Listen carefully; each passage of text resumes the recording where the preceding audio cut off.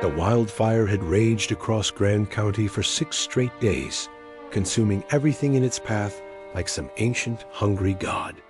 Cal Newell could taste the smoke even through his N95 mask as he navigated his utility vehicle along what had once been Forest Service Road 247, now reduced to charred earth and the skeletal remains of what used to be towering pines. The landscape looked like the aftermath of a war. Blackened stumps jutting from the ground like broken teeth, ash falling like snow in the still morning air, and the acrid smell of destruction clinging to everything.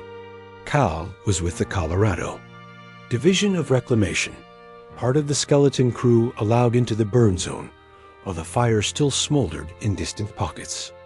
Their mandate was straightforward: assess structural damage, check for unstable terrain, identify potential flare-up zones, and catalog anything that might threaten the containment lines the firefighters had died to establish. It was dangerous work, but necessary work, the kind that couldn't wait for the smoke to clear completely. But what stopped Cal in his tracks that morning wasn't another collapsed tree or unstable slope. It was something that didn't belong, something deliberately placed and carefully hidden, now exposed by the fire's merciless appetite. About 50 yards off the main access road, where the ground had partially collapsed from the intense heat, he spotted a geometric anomaly in the natural chaos, a depression in the earth that was too symmetrical, too purposeful to be anything nature had carved. And gleaming through the ash and debris, partially melted but unmistakably artificial, was a seam of corrugated steel.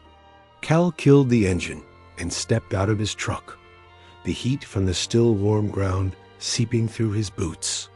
The air shimmered with residual heat waves, and every step crunched through a mixture of ash, charcoal, and brittle pine needles. As he approached the site, his experienced eye began to piece together what he was seeing. This wasn't just debris from the fire. This was an entrance, deliberately sealed and buried, now exposed by the very flames that someone had probably hoped would erase it forever. The steel plate was warped and bubbled from the extreme heat, its edges curled back like the petals of some grotesque metal flower. But it was clearly man-made, clearly intentional, and clearly very old. Cal crouched beside the partially exposed hatch, his gloved hands carefully brushing away layers of ash and heat-cracked soil. As more of the metal was revealed, faded yellow. Stenciling became visible through the soot and corrosion, the kind of industrial marking used by mining companies decades ago. His blood ran cold as he made out the words, CC No 12 sealed minus 1966, Mining Corridor Complex number 12. Cal had been working these mountains for 15 years, and he knew every active and inactive mine in the district. This one wasn't on any of the modern geological surveys, wasn't listed in any of the reclamation databases, wasn't supposed to exist. Yet here it was, buried deliberately and systematically erased from official records, only to be betrayed by a wildfire that had burned hot enough to melt steel.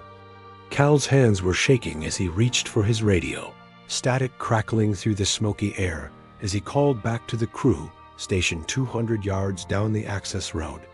Base, this is Newell. I need you up here now. Bring McNair from the State Mining Bureau. We got a sealed hatch, and it's not on any of our maps. The response crackled back immediately, voices tight with concern and curiosity. Cal spent the next hour setting up a perimeter, taking photographs, and documenting GPS coordinates while he waited for backup. The implications were already racing through his mind. Sealed mines were serious business. Environmental hazards, structural dangers, potential contamination sites. But mines that had been deliberately hidden from state records? That suggested something far more sinister. 3 hours later, they returned with proper equipment: bolt cutters, hydraulic pry bars, emergency breathing apparatus, and Jim McNair. a grizzled veteran from the State Mining Bureau who'd been cataloging Colorado's underground infrastructure since the Carter administration. McNair took one look at the hatch and whistled low through his teeth. "This is old mining consortium work," he said, running his weathered fingers along the steel plating. "Probably dates back to the copper boom in the 60s. But I've never seen this kind of deliberate burial job. Someone wanted this thing to stay lost." It took 3 men with hydraulic tools nearly an hour to break the rusted seal, working carefully to avoid damaging whatever might be preserved inside. When the hatch finally surrendered with a grinding shriek of tortured metal, it released a breath of trapped air that had been sealed inside for decades. Air that felt unnaturally warm, humid, and wrong in ways that made the hair on Cal's neck stand up. The shaft beyond the hatch descended at a steep angle into absolute darkness, its walls lined with rotting timber supports that looked like the ribs of some enormous deceased animal. Cal attached a high-powered LED flashlight to a telescoping pole and began to probe the darkness. The beam cutting through air, thick with dust motes, and the musty smell of decades-old stagnation. 30 feet down the shaft, the light caught something. That made Cal's breath catch in his throat. Wedged against the tunnel wall, partially covered by debris, but still clearly visible, was a plastic grocery bag, the kind with store logos in bright colors that had somehow been preserved by the sealed, climate-controlled environment of the abandoned mine. And protruding from the bag was something red, something leather, something that definitely didn't belong in an abandoned copper mine from 1966. Cal's hands were steady now, his 15 years of experience taking over as he carefully extracted the object with a pair of long-handled tweezers. It was a wallet, a woman's wallet, red leather worn soft with age, but still intact. And when he opened it with trembling fingers, the Colorado driver's license inside was perfectly preserved. The photograph still clear, the information still legible. Megan Louise Doyle. Date of birth, March 15, 1971. License issued, June 2, 1993. Address, 2847 Pine Street, Boulder, Colorado. Cal stared at the license for a long moment, his mind struggling to process what he was seeing. He'd grown up in Grand County, had heard all the local stories and legends. The name Megan Doyle was burned into the collective memory of anyone who'd lived in these mountains for more than a decade. She was the girl who'd vanished with her boyfriend on a hiking trip in August of 1993, disappeared without a trace, despite one of the largest search and rescue operations in Colorado history. 31 years later, here was her wallet, 30 feet down an abandoned mine shaft that wasn't supposed to exist, in a place that was miles from where she and Ryan Strickland were supposed to have been hiking. Cal looked back down the dark tunnel, his light beam probing deeper into the shadows, and realized with growing horror that this wasn't just an abandoned mine. This was a tomb, a deliberately constructed grave, and Megan Doyle's perfectly preserved. Driver's license was just the beginning of what they were going to find in the darkness below. Detective Erin Vance sat alone in her office at the Boulder Police Department at 6:47 a.m., 2 cups of lukewarm coffee already empty beside her keyboard, staring at the faded missing persons flyer that had been pinned to the board above her desk for the past 3 years. The fluorescent lights hummed overhead, casting their familiar harsh glow across the cramped space she'd called home since transferring from violent crimes to cold cases. Most detectives saw the cold case unit as either a stepping stone to better assignments or a place where careers went to die, slowly and quietly. Erin had chosen it deliberately, drawn by something she couldn't quite articulate. Maybe it was the weight of all those unsolved mysteries, or maybe it was the families who still called every few months, their voices growing thinner with each passing year, but never quite giving up hope. Megan Doyle and Ryan Strickland. Missing since August 21st, 1993, their photographs stared back at her from the yellowed flyer, two passport-style shots that had been reproduced thousands of times on missing person posters, milk cartons, and local news broadcasts that no one remembered anymore.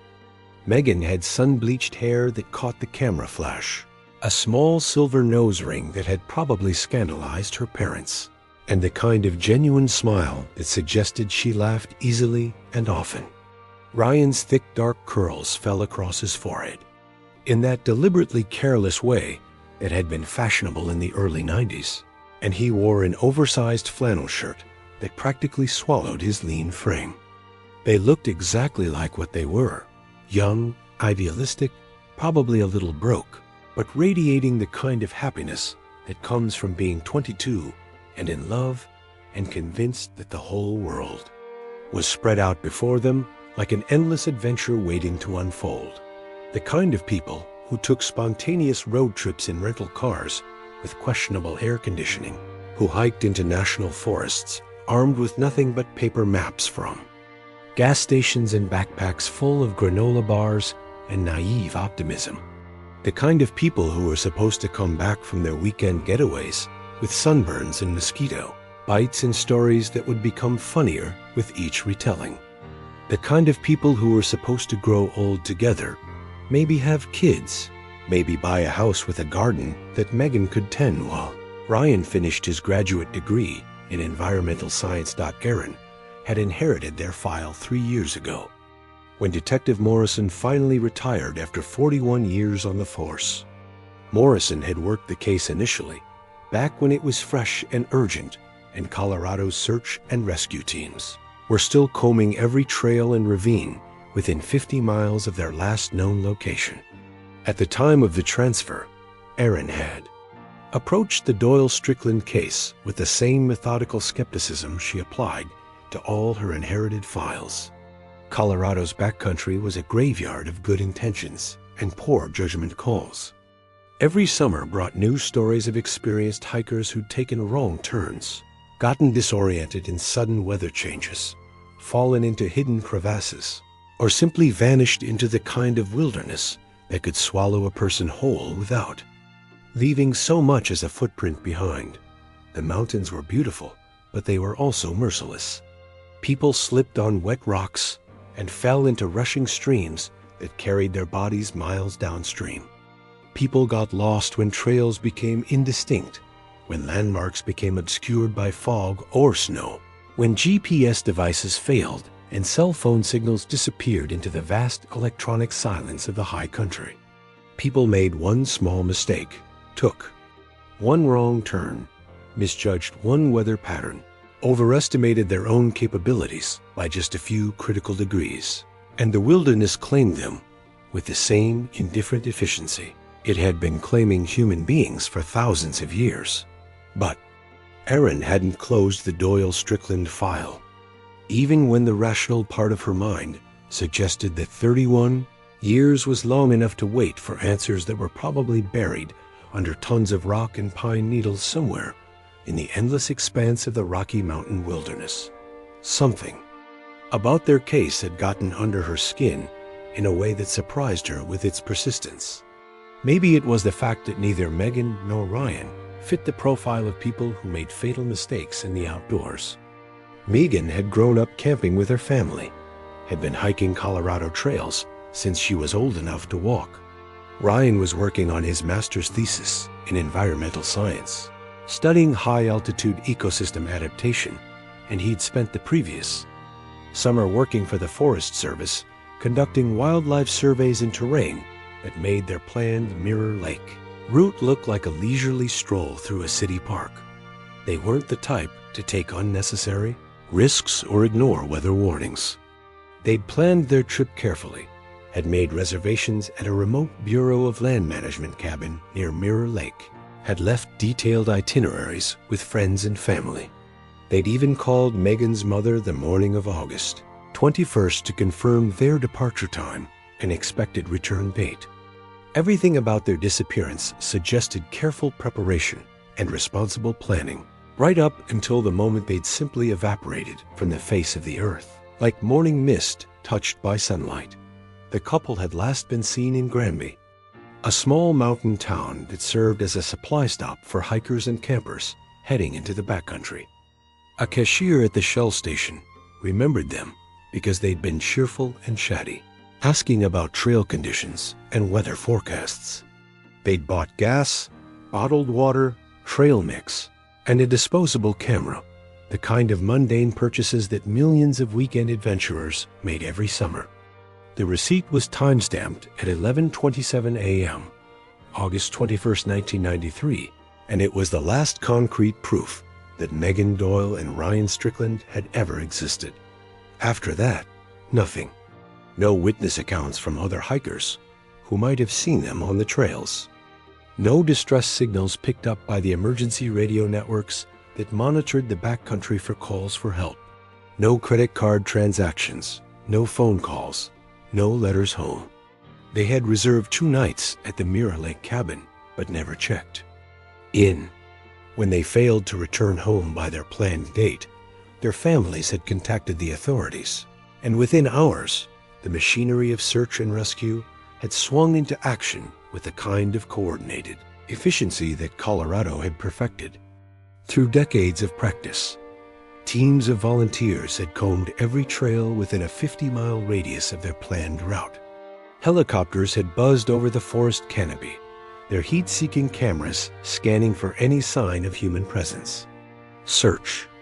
Dogs had followed scent trails that led nowhere and ended abruptly, as if Megan and Ryan had simply stepped off the edge of the world. The search had continued for weeks, then months, gradually scaling back as leads disappeared, and hope faded into the kind of grim acceptance that families of the missing eventually learned to carry like a stone in their chest. And now, 31 years later, a wildfire had uncovered a hatch in a place that wasn't supposed to exist. And inside that hatch was Megan Doyle's driver's license, preserved in the airless darkness, like some kind of archaeological artifact from a tragedy that had never been properly understood or explained. Erin's desk phone rang, the harsh electronic trill cutting through the early morning silence of the mostly empty squad room. She picked up on the first ring, her voice professionally crisp despite the exhaustion that had kept her awake most of the night. Detective Vance. It's Cal Newell from the Division of Reclamation. You asked me to call if we found anything else inside the shaft. His voice carried the kind of controlled tension that Aaron had learned to recognize in people who'd seen something that fundamentally changed their understanding of a situation. Aaron grabbed a pen and pulled a fresh notepad toward her, her pulse quickening with the anticipation that every cold case detective learned to both crave and fear.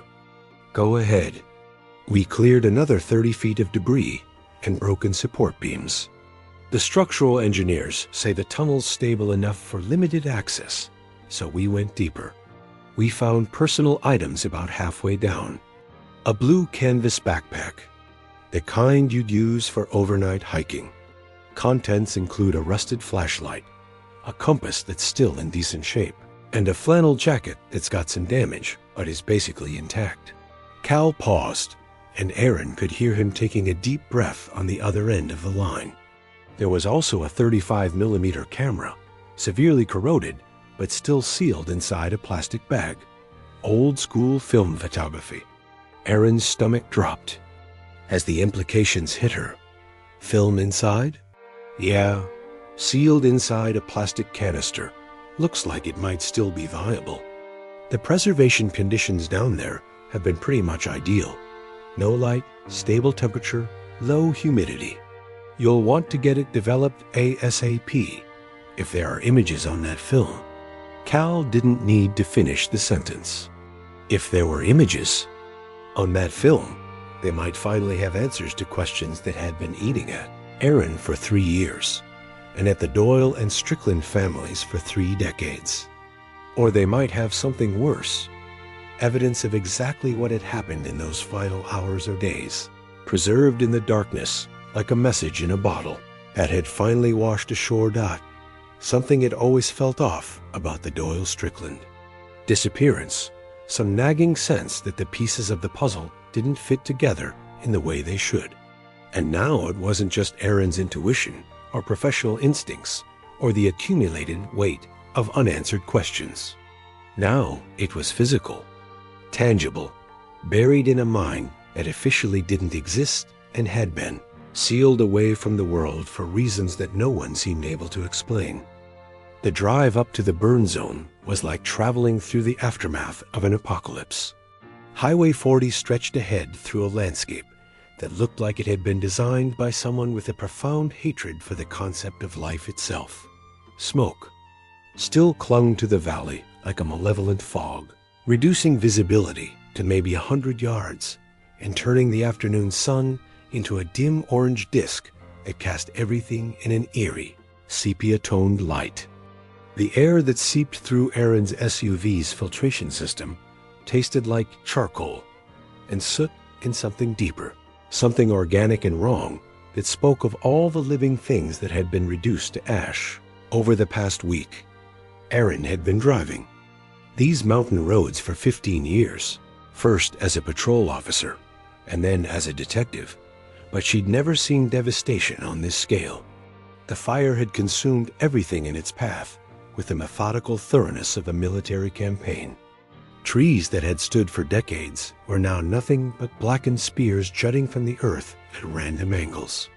The roadside was littered with the twisted remains of wildlife that had been caught in the flames, shapes that might have once been deer or elk, now reduced to charcoal sculptures that crumbled at the slightest touch of wind. Ash drifted across the shoulders of the road like gray snow, swirling in the wake of Erin's SUV and creating patterns that looked almost like handwriting in some alien language. Every few miles, she passed the burnt hulks of vehicles that had been abandoned by evacuees who'd realized too late that they were driving into hell itself. Some still smoldered, sending thin columns of smoke up into the overcast sky like incense offerings to whatever dark god had unleashed this destruction on the Colorado high country. The radio crackled with periodic updates from fire crews still working to contain hot spots in the deeper wilderness areas. Their voices carried the flat, exhausted tone of people who'd been fighting a losing battle for days, who'd watched the fire jump containment lines and devour acres of forest with the casual indifference of a force of nature that recognized no human authority. Erin listened to the reports with growing unease, realizing that she was driving into terrain that was still actively dangerous, still capable of flaring back to life without warning. The GPS on her dashboard kept losing satellite signal, confused by the smoke and the electromagnetic interference from all the radio traffic in the area. She was navigating mostly by memory and the handwritten directions that Cal Newell had given her over the phone, turning off the main highway onto progressively smaller and more damaged roads that wound deeper into the burn zone. The landscape became increasingly alien with each mile, transformed into something that belonged more on Mars than in Colorado. The access road to Mine Corridor 12 was barely recognizable as a road at all. What had once been a gravel track through dense forest was now a scar of blackened earth cutting between the skeletal remains of trees. Yellow caution tape fluttered from makeshift posts like prayer flags in the hot, dry wind, and a Colorado State Patrol SUV sat at the entrance to what had once been a parking area, its emergency lights casting red and blue strobes across the desolate landscape. Erin pulled up beside the patrol car and showed her badge to the trooper, a young woman whose uniform was gray with ash and whose eyes held the 1,000-yard stare of someone who'd been dealing with catastrophe for too long. Detective Vance, Boulder PD, Erin said, her voice muffled by the N95 mask she'd put on before getting out of her vehicle. I'm here about the mine discovery. The trooper nodded and waved her through with the weary gesture of someone who'd processed dozens of official vehicles over the past few days. Watch your step, she called after Erin. Ground still unstable in places, and some of those tree trunks are held up by nothing but wishful thinking. The final quarter mile, too. The mine site had to be covered on foot across terrain that looked like the surface of a dead planet. Erin picked her way carefully over jagged rocks and through drifts of ash that came up to her ankles, her boots crunching through a mixture of charcoal, broken glass from bottles that had exploded in the heat, and the calcified remains of vegetation that had been reduced to its component minerals by temperatures hot enough to melt steel. The air shimmered with residual heat waves rising from the ground, and several times Erin had to stop and check her GPS to make sure she was still heading in the right direction. She reached the excavation site just as the afternoon sun was beginning to sink toward the western ridges, casting long shadows across the blackened landscape. A temporary canopy had been erected over the mine entrance, its white fabric stained gray with ash and supported by aluminum poles that looked absurdly fragile against the apocalyptic backdrop. Industrial floodlights had been set up around the perimeter, their harsh illumination creating a pool of artificial daylight in the gathering dusk. The site buzzed with controlled activity, technicians in white coveralls moving between folding tables covered with evidence bags, engineers consulting, structural diagrams, photographers documenting every angle of the discovery. Cal Newell emerged from the crowd of officials and approached Erin with the purposeful stride of someone who'd been waiting for her arrival. He was a man in his 40s with the kind of deep tan and weathered features that came from spending most of his adult life working outdoors. His clothes were covered with ash and soot, and his eyes held the particular intensity that Erin had learned to associate with people who'd stumbled onto something far more significant than they'd bargained for. "Detective Vance," he said, extending a hand that was stained black with ash. "Thanks for making the trip up here. I know the roads are hell right now." "I wouldn't have missed this," Erin replied, accepting his handshake and looking around at the excavation site. "What do we have?" Cal led her to a folding table covered with clear plastic evidence bags, each one meticulously labeled with location, data, and chain of custody information. "The backpack's right there," he said, pointing to a bag that contained what had once been a blue canvas daypack, now stained and partially deteriorated, but still recognizably the kind of equipment that serious hikers carried into the backcountry. "We found it about 40 feet down the main shaft, wedged against some collapsed timber that probably saved it from being crushed when part of the tunnel ceiling came down." Erin picked up the evidence bag and examined its contents. The backpack itself was damaged, but intact, its zippers still functional, and its main compartments still sealed. Through the clear plastic, she could see the items that had been carefully extracted and cataloged. A heavy-duty flashlight with corroded batteries, a compass that looked like it had been manufactured sometime in the 1980s, and a flannel shirt that bore the distinctive red and black plaid pattern that had been ubiquitous among outdoor enthusiasts in the early 1990s. "And the camera?" Erin asked, her pulse quickening with anticipation. Cal gestured toward another evidence bag, this one containing what was clearly an old 35mm camera, the kind that serious photographers had used before the digital revolution had made film obsolete. The camera body was severely corroded, its metal surfaces pitted with rust, and its leather grip partially deteriorated. But it was still recognizably a Canon AE1, a model that had been popular among college students and amateur photographers in the 1990s. "It's old," Cal said, but it was sealed inside multiple layers of plastic bags, probably as protection against moisture. The preservation conditions down in the mine have been pretty much ideal. Stable temperature, low humidity, no light exposure. The film canister inside is still intact. Erin stared at the camera, her mind racing through the implications. If the film was still viable after 3 decades in that underground tomb, if it had actually captured images of whatever had happened to Megan Doyle and Ryan Strickland, Then they might finally have answers to questions that had haunted two families for most of their adult lives. Or they might have something worse, a photographic record of the final hours of two young people whose only crime had been falling in love with Colorado's wilderness at exactly the wrong time and place. Cal seemed to read her thoughts. "There's something else you need to see," he said, his voice dropping to a more serious tone. "We managed to get a remote camera deeper into the shaft system. The footage is, well, you'll want to see it for yourself." He led her to a modified pickup truck that had been converted into a mobile command center, its bed filled with monitoring equipment, computers, and communication gear. A large flat-screen monitor had been mounted on an adjustable arm, and Cal quickly pulled up a video file that had been captured earlier that day. The screen filled with jerky, grainy footage that had been shot by a camera mounted on some kind of remote-controlled device, probably a drone or robotic explorer designed for hazardous environments. "We sent this down about 6 hours ago," Cal explained as the video began to play. "The main shaft continues for about 150 feet before it opens into a natural cavern that was probably enlarged by the original mining operation.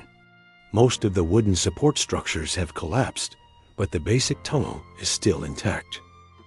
Aaron leaned forward, studying the images as the remote camera descended into darkness that had been sealed away from the world for over 3 decades. The footage showed wooden beams twisted and rotting, walls slick with moisture and decades of accumulated mineral deposits, debris scattered across the tunnel floor like the aftermath of some underground earthquake. The camera's LED lights cut through the darkness, revealing glimpses of rusted mining equipment, collapsed sections of the tunnel ceiling, and everywhere the sense of abandonment and decay that comes with places that have been forgotten by the world above. At the 4-minute mark in the video, Aaron suddenly gripped the edge of the table. The camera had penetrated deeper into the tunnel system, and its lights had caught something that didn't belong in an abandoned copper mine from the 1960s. Something metallic and man-made, wedged at an angle against the tunnel wall, like it had been thrown there by some enormous, violent force. It was a car.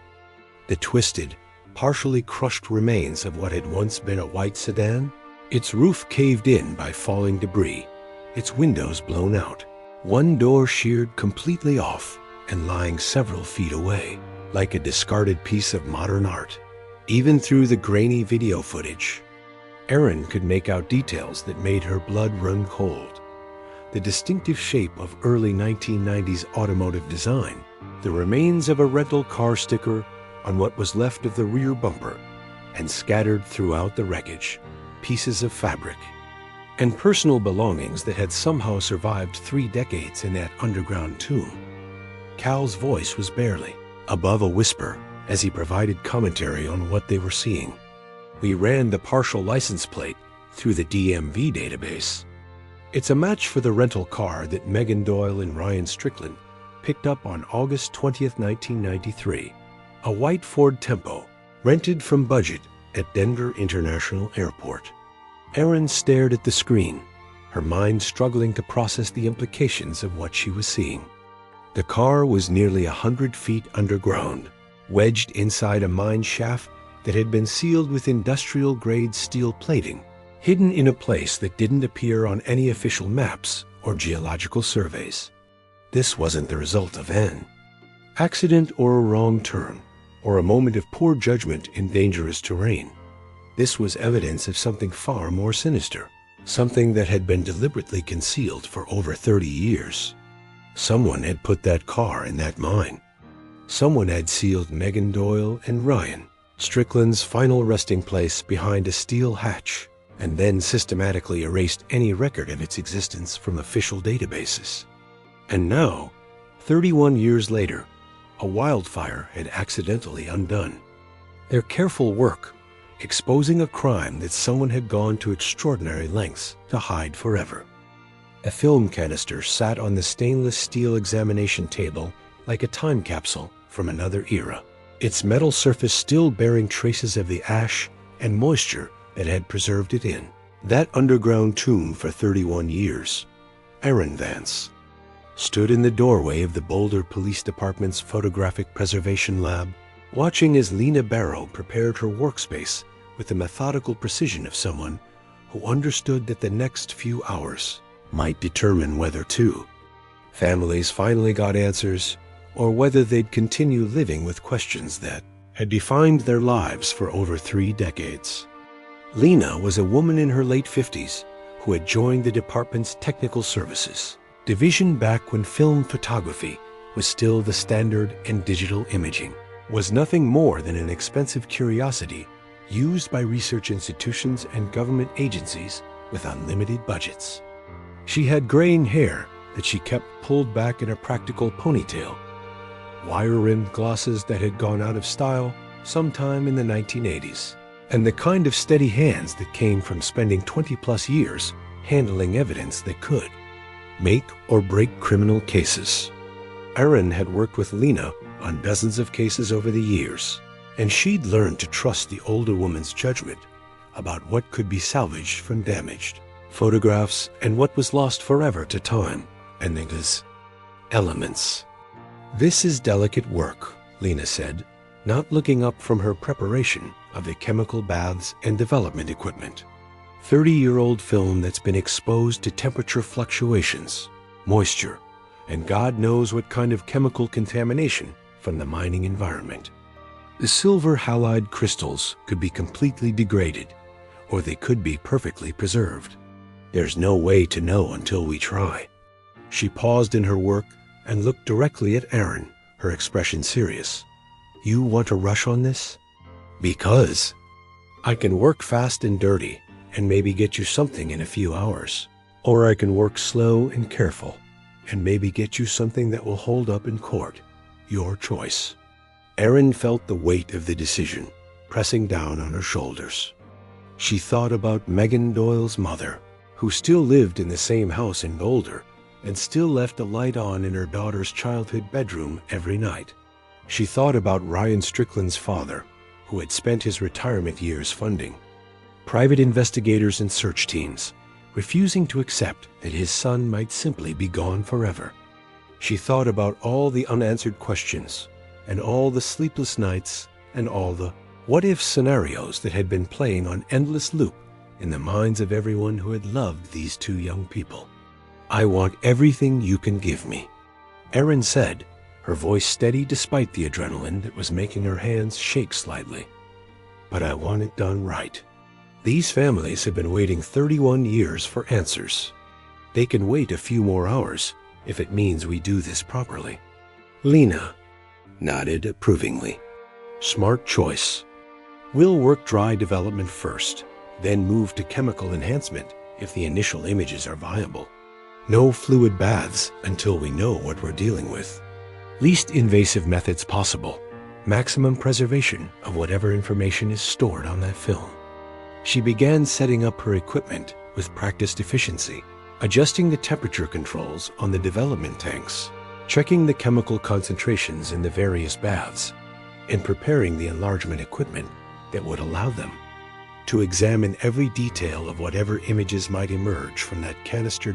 Aaron left the lab and walked down the hallway to the cold case archive, a cramped room filled with file cabinets and evidence boxes that contained the remnants of crimes that had never been solved and victims who had never received justice. The Doyle Strickland file was spread across her desk, exactly as she'd left it that morning.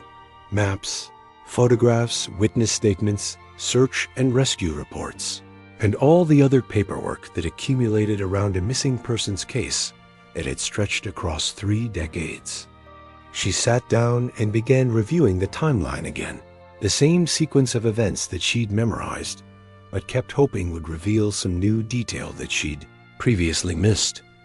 August 21st, 1993, 11:27 a.m., Granby Gas Station, Highway 34.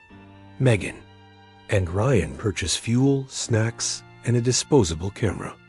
The cashier remembers them because they seemed excited about their hiking plans and asked, detailed questions about trail conditions and weather forecasts. They pay in cash, leave no credit card trail, and drive away heading north toward their planned destination. 2 p.m. Scheduled check-in time at the Mirror Lake BLM cabin. They never arrive. The cabin caretaker waits until 6 p.m. before calling the rental agency to report the no-show. August 22nd, 6 a.m., Megan's mother, Lillian Doyle, calls the Boulder Police Department to report that her daughter and Ryan have failed to return from their hiking trip as planned. Initial missing persons report filed. August 22nd, 10 o'clock. A.M. Colorado Search and Rescue mobilizes teams to begin searching the Mirror Lake area and surrounding wilderness. Helicopter surveys, ground teams, and search dogs deployed across a 50-square-mile area. Erin traced their planned route. On the topographical map that was spread across her desk, Highway 34 from Granby North to the Forest Service Road 125 turnoff. Then west along increasingly primitive roads to the Mirror Lake trailhead.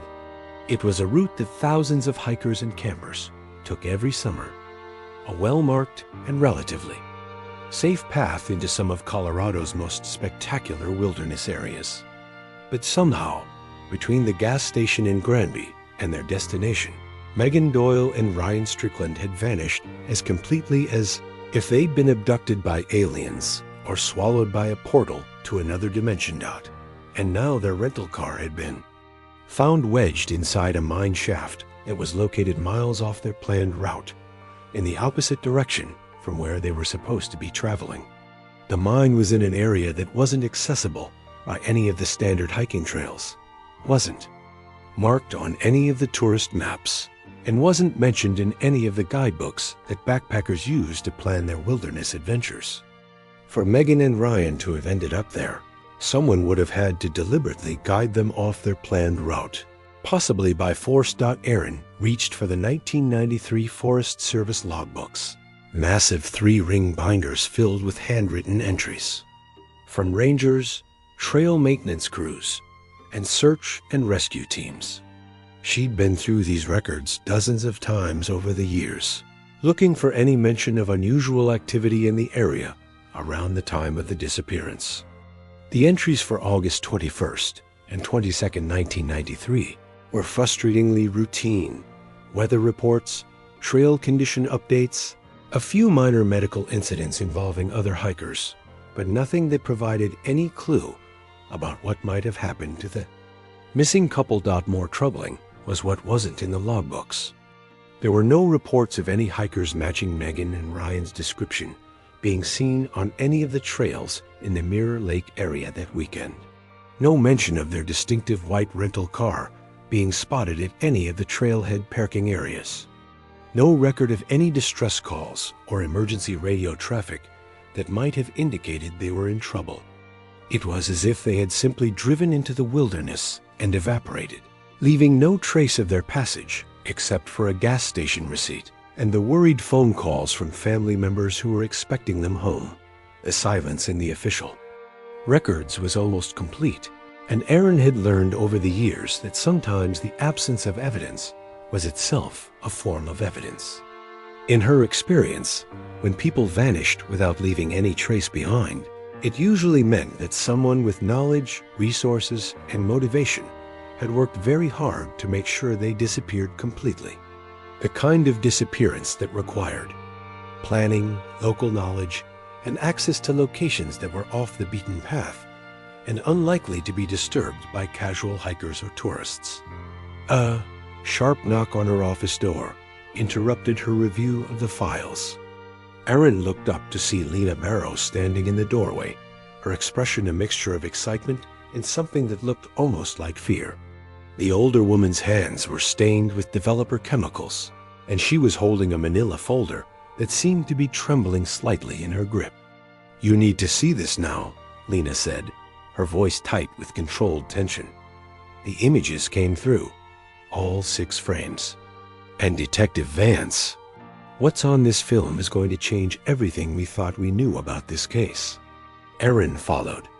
Lena down the hallway to the red-lit darkness of the photo development room, where the air smelled of chemical solutions and decades of accumulated developing fluid. 6 photographs were clipped to a drying line, each one a standard 4x6 color print with a slightly faded and oversaturated look that was characteristic of film photography from the 1990s.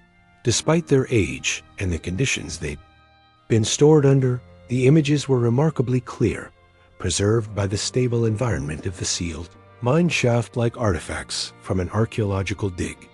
The first photograph showed exactly what Aaron had expected to see: Megan Doyle and Ryan Strickland standing together in front of their white rental car, both of them smiling broadly at the camera.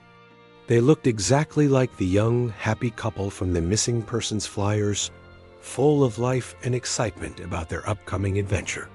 Behind them, Aaron could see dense forest and what appeared to be the beginning of a hiking trail, suggesting that this photo had been taken at or near their intended destination.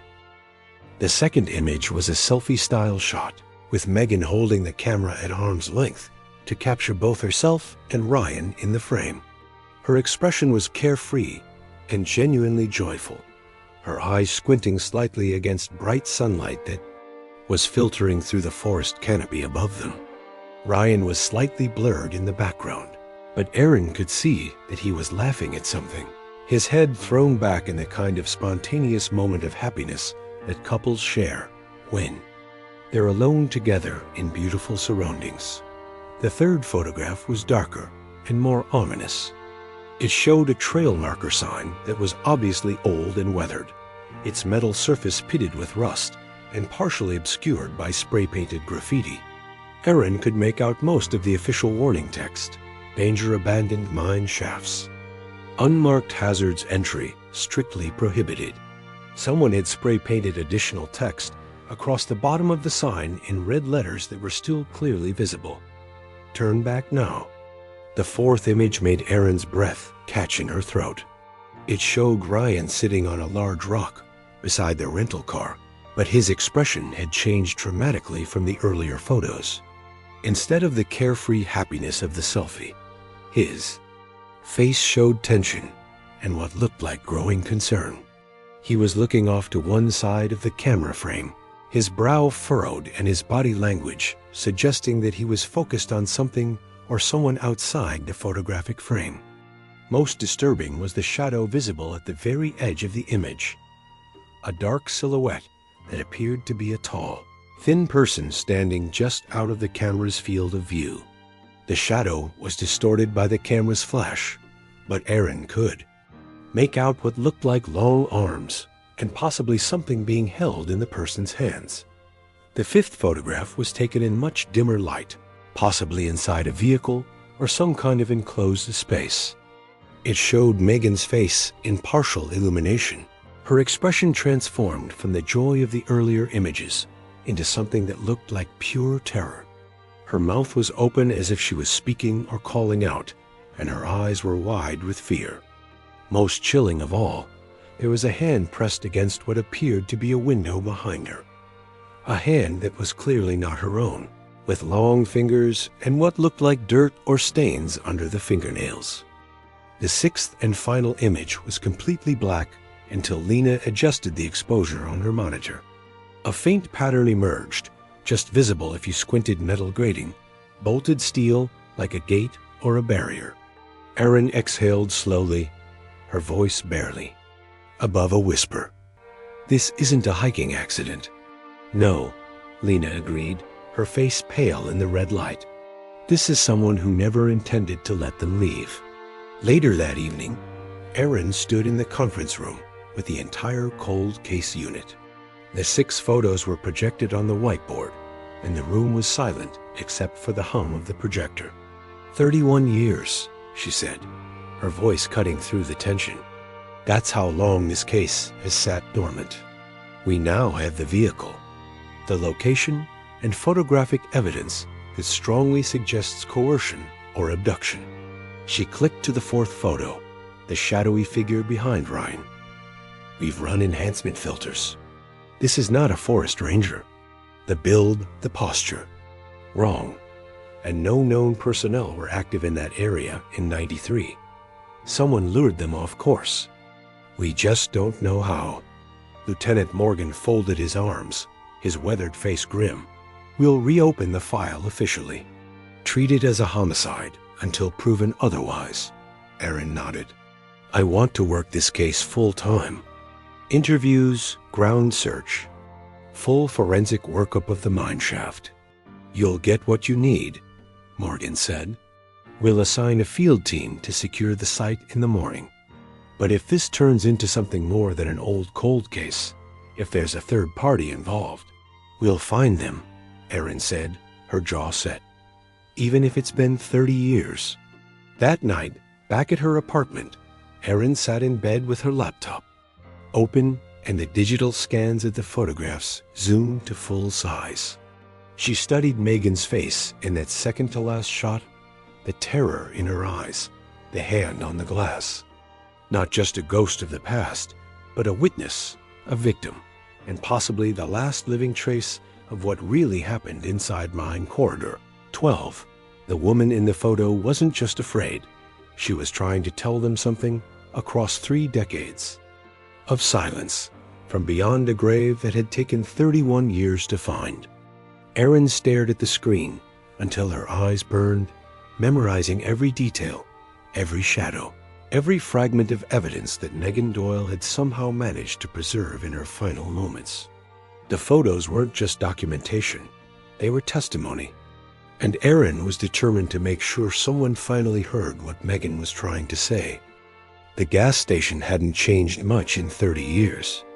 Erin stood beside pump number 2 of the old Shell station off Highway 34, flipping through a folder of black and white photocopies. She had the 1993 receipt from Megan and Ryan's stop, $14.22. For unleaded, time-stamped at 11:27 a.m., August 21st, paid in cash. She looked around at the dusty pump handles, the same warped pavement, the store still cramped with candy bars and fishing gear. Time had frayed the edges, but not erased them.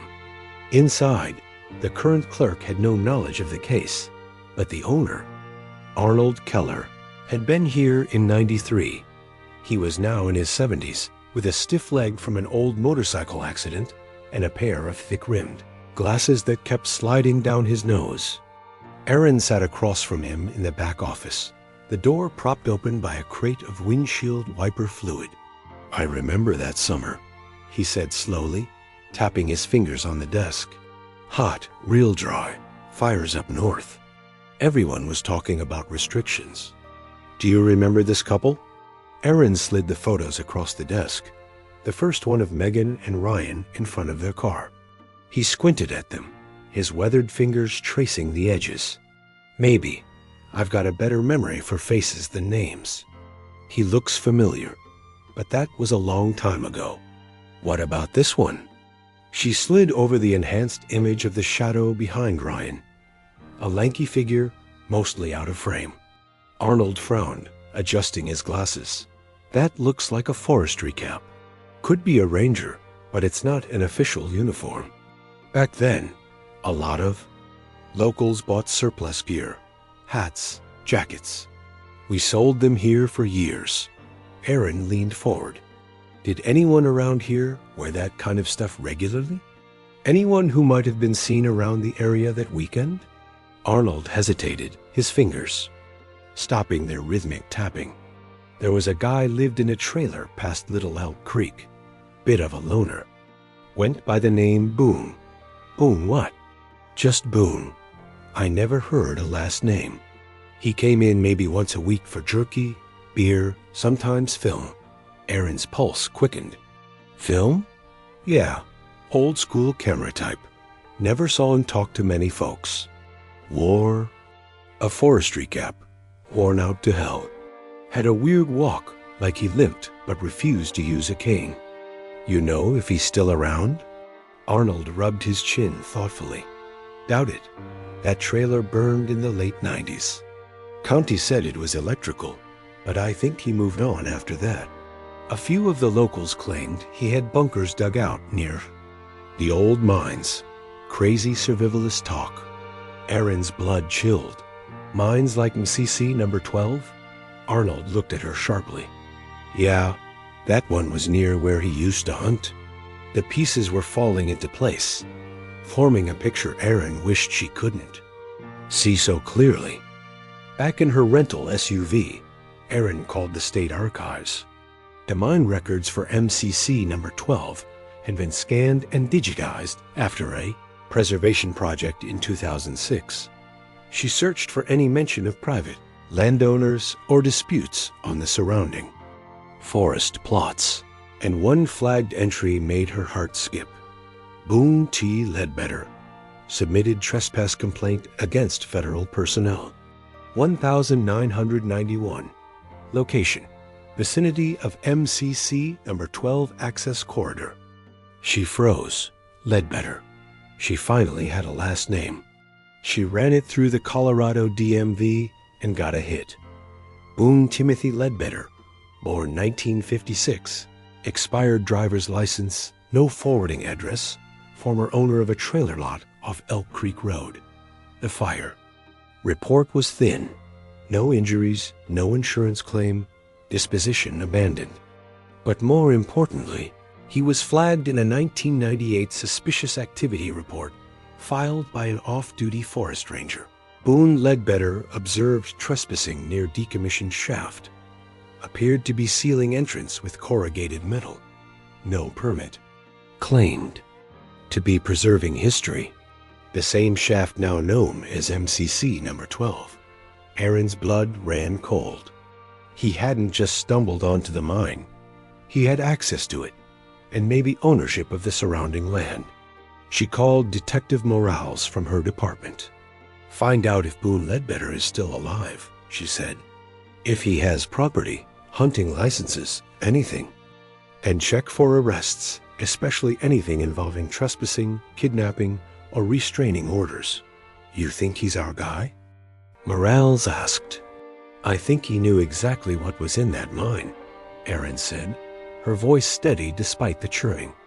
In her stomach. And I think he put it there. The search perimeter around MCC number 12 had expanded overnight when Erin returned to the site. Forest rangers, crime scene techs, and cadaver dogs now combed the scorched mountain slope like archaeologists excavating a battlefield. Charred tree trunks jutted from the ground like burnt matchsticks, and the air reeked of soot, pine tar, and something older, something disturbed. She was met by Officer Maddie Cook, a wilderness-trained investigator from the State Forensic Response Unit. Young, sharp, with a long scar down the side of her neck that she never explained. We expanded the sweep 20 yards in each direction. Maddie reported, no fresh evidence, but we found a marked tree line just northeast of the shaft. Marked how? Notched bark. Deliberate, repeating pattern every 30 feet. Triangle cuts with a center slash. Erin frowned. Trail signs, old school ones. Not used by rangers, more like private code. Maddie led her across the charred hillside to the northeast quadrant, where the trees were partially spared, singed but not destroyed. About 10 yards in, they found the first mark, a triangular notch with a vertical cut bisecting it. A few feet below, a rusted nail stuck out of the bark. The same mark repeated on 5 trees, but the 6th, deeper into the woods, bore a different symbol, an axe carved into the trunk. And just below that, barely visible beneath scorched underbrush, was a pile of flat stones arranged in a deliberate rectangle. Erin crouched beside the stone rectangle, her heart hammering. This wasn't natural. She brushed away the top layer of debris, revealing a sheet of plywood beneath, half-burnt and warped from heat, but intact. Help me move it, she said. Maddie nodded, and together they lifted the board with a groan. What they revealed wasn't a grave. It was a trapdoor with rusted hinges that pulled back to show dirt stairs descending into what looked like a dugout. Not stone like the mine, but reinforced timber, sagging but intact. No one mentioned a secondary structure, Aaron muttered. It's not on any of the old maps, Maddie said, peering down into the darkness. You want to go in? Aaron pulled her flashlight from her belt and started down the steps. The air was dry and stale, and 20 feet down, they reached the bottom, a small room no wider than a storage shed. Inside were crates, blankets, a rusted kerosene heater, an old Coleman water jug. It looked like a survival cache, but one that had been lived in. At the far end, a warped wooden desk leaned against the dirt wall. Aaron opened the center drawer with trembling fingers. Inside, wrapped in an old military scarf, were 4 items: a pocket knife, rusted, a Polaroid photo face down, a dog-eared notebook, and a necklace, small, with a bird pendant crusted in dirt. She turned the photo over and felt the air leave her lungs. It showed Megan Doyle sitting on a log, her wrists bound, the shadow of someone standing behind her. Aaron recognized the pendant from one of the photos Megan had taken herself on that. Last roll of film. She had been wearing it in their final selfie. Aaron reached for the notebook with shaking hands. It was mostly blank, but about 30 pages in, crude, jagged handwriting appeared. August 23rd. She stopped crying today. He says that means we're making progress. August 25th. The boy keeps coughing. He's weak. He says he wants to go home. I told him he doesn't have one anymore. August 28th. I hate the sound they make when they sleep. There were more entries, fragmented and unpunctuated, written like confessions or reminders. Most didn't name anyone, but one stood out, circled, in red pen, the woman with the bird necklace. She didn't scream when the door shut. She just stared at me. I think she knew. Erin stood slowly, her heart pounding like a drum. This wasn't just a hiding place. It was a holding room, a bunker, a psychological prison. And the handwriting, it was different from what they'd found before.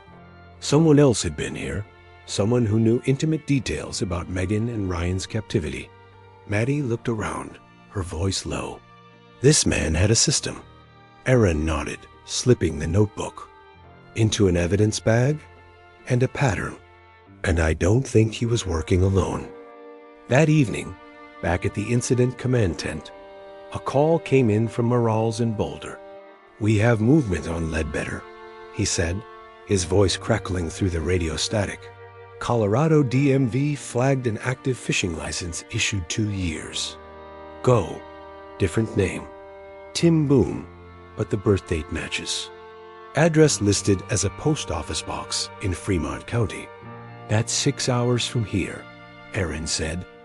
Yep, but get this. He listed a secondary contact address on the form, a property just outside Canyon City. Erin sat forward, her pulse quickening. You run the property? 2 parcels. One's an old cattle shed. The other's registered under a defunct hunting club. But guess what's 30 yards from the property line? What? A decommissioned vertical line. Erin didn't speak for a moment, processing the implications. Send me everything. We may not be dealing with a ghost. We may be dealing with a man who's still alive. The road to the old hunting parcel was barely drivable.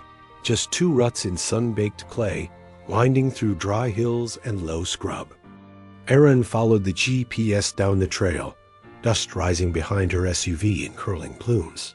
Beside her, Officer Maddie Cook scanned a printed map with terrain overlays. This property hasn't had a formal owner since 1999, Maddie said. The club dissolved after one of the founding members died. Since then, no taxes, no permits, nothing but silence. Except a fishing license tied to the old mailbox, Erin said grimly. They crested a rise and the shack came into view. It looked abandoned, tin roof caved in, wooden walls weathered to gray, paint peeling off in sheets. But something about the front steps looked wrong, too clean. As they stepped out of the SUV, the heat hit like a furnace. The air shimmered, and the land was empty for miles, except for the sound of wind through brittle brush and the creak of rusted metal. Erin approached the door, slowly, flashlight in one hand, her other resting near her holster. The door creaked, open to reveal stale air, cobwebs hanging from corners, and a single beam of light cutting through a hole in the ceiling. But there was something else, a faint smell that made Erin's stomach turn. Recent bleach. Someone had been here. They moved quickly, clearing the main room. At the desk against the far wall, Erin opened the top drawer and found yellowing paperwork and a battered leather-bound ledger with Rock Valley Game and Gun, embossed in faded gold.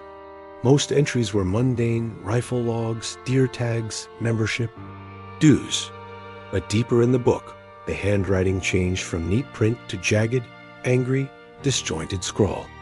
One page was dated September 1993. Doe and Stag delivered August 21st. Waited 3 days. Stag resisted. Put him in the pit. Another entry. December 1993. Too cold. Bird won't eat. Sings in the dark. And another. May 1994. Quiet now. They always go quiet eventually. Erin's hands shook as she turned the page to find a rough hand-drawn map showing the shack, the forest, and behind it, an X over a structure labeled Vert Shaft Sealed. This wasn't just documentation. It was a hunting log, and Megan and Ryan had been the prey. They found the vertical shaft exactly where the map indicated, a pile of rocks and rusted, scrap partially obscuring a cement collar in the earth, chained shut and padlocked. The shaft was old, lined with moss and moisture, but fresh tire tracks. Looped nearby, faint but clear in the dry earth. Erin bent down, her heart racing. Someone's been guarding this. She snapped photos and radioed for backup, but her hands froze when Maddie pulled something from the grass near the shaft's edge. A tooth, small and human, yellowed with age, the root still attached. "I think it's time we stopped calling this a missing persons case," Maddie said quietly. Later that evening, as the forensic dig team rigged a tripod over the shaft, ground-penetrating radar confirmed the worst. Multiple objects inside at various depths. One possible vehicle signature, one cluster of bone density. Erin stared at the open ledger in her lap, its blood-stained corners now sealed in plastic. Each coded entry was a clue. Doe, Stag, Bird. Likely pseudonyms, a way to dehumanize, to catalog victims without names. A forensic tech appeared at the tent flap. "Ma'am, we just pulled a box from the shaft. Inside were personal items, Polaroids, and what appears to be clothing fragments. Female." Erin stood, her legs unsteady. "Any sign of bodies?" "Not yet. But we found another locked chamber dug into the side of the shaft wall." The tech hesitated. "There's more. One of the Polaroids, we think it's from the late 90s. The woman in it." She handed Erin the photo. It wasn't Megan. It was someone else, someone new, wearing a bird necklace identical to Megan's. Erin's throat went dry as the terrible truth crystallized. This wasn't a one-time crime. This was a pattern that had continued for years, maybe decades. By dawn, they had arrested Boone Timothy Ledbetter at a remote cabin, along with a second man, Emery Talcott, whose property records showed connections to multiple abandoned mine sites across Colorado. The investigation would eventually uncover evidence of at least 12 victims spanning 20 years, a network of underground chambers, and a systematic approach to abduction that had gone undetected for decades. Erin stood at the edge of the crime scene as the sun rose over the mountains, thinking about Megan Doyle's final photographs, how she had managed, even in her terror, to document her captors, to leave a trail of breadcrumbs that would eventually lead to justice. The camera had been her weapon, her testimony, her final act of defiance against the men who thought they could erase her from the world. In the end, it wasn't the silence of the mountains that told the story. It was the voice of a woman who refused to be forgotten, speaking through images preserved in darkness for 31 years, waiting for someone to finally hear what she was trying to say. Sometimes the most powerful evidence comes not from what people say, but from what they manage to preserve when they know no one is listening. Megan Doyle made sure her story survived, even when she couldn't, and that's what brought her killers to justice 3 decades later. The truth has a way of surfacing, no matter how deep you try to bury it.